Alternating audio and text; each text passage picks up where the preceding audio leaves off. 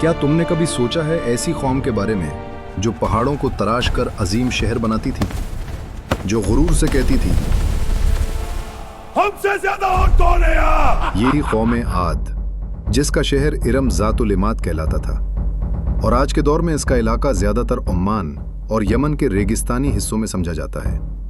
वो बुलंद कामत, गैर मामूली ताकत रखने वाले लोग थे। उनके शहर सुतूनों पर खड़े थे, उनके दरवाजे इतने ऊंचे कि घोड़ा और सवार सीधा अंदर दाखिल हो जाएं। रात को उनके चिराग दूर तक रोशनी देते, जैसे जमीन पर कोई ताज रखा हो। वो फख्र से कहते, हम ही इस जमीन के मालिक हैं और हमेशा रहेंगे। मगर वक्त के साथ ताकत ने गुरूर को जन्म दिया। दिल सख्त हो गए, नसीहत मजाक बन गई। फिर अल्लाह ने उनकी हिदायत के लिए हजरत हूद अलैहिस्सलाम को भेजा। उन्होंने नरमी और दर्द के साथ पुकारा, ऐ मेरी कौम, सिर्फ अल्लाह की इबादत करो, उसी में तुम्हारी निजात है। लेकिन जवाब में हंसी आई। उन्हें यकीन था कि उनके किले, उनकी ताकत उन्हें हर अजाब से बचा लेंगे। वो समझते थे कि हवा भी उनकी ताबे है और तूफान कभी उनका कुछ नहीं बिगाड़ सकता। फिर आसमान का रंग बदला, हवा का रुख बदला। पहले कहत आया, जमीन सूख गई, दरिया खुश्क हो गए। 3 साल तक एक बूंद बारिश न हुई, मगर फिर भी गुरूर बाकी रहा। और फिर एक दिन बादल नमूदार हुए।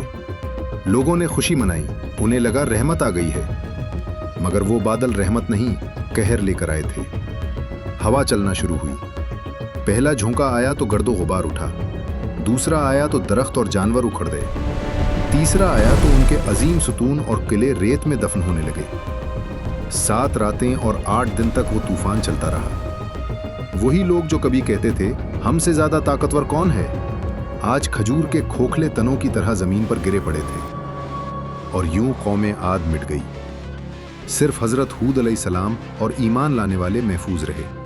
और अगर आप भी ऐसी ही तारीखी और रूह को हिला देने वाली कहानियां देखना चाहते हैं तो अभी हमारे चैनल मेरी जर्नी ऑफिशियल को सब्सक्राइब कर लीजिए, क्योंकि यहां सिर्फ वीडियोस नहीं बनती, यहां तारीख को जिंदा किया जाता है।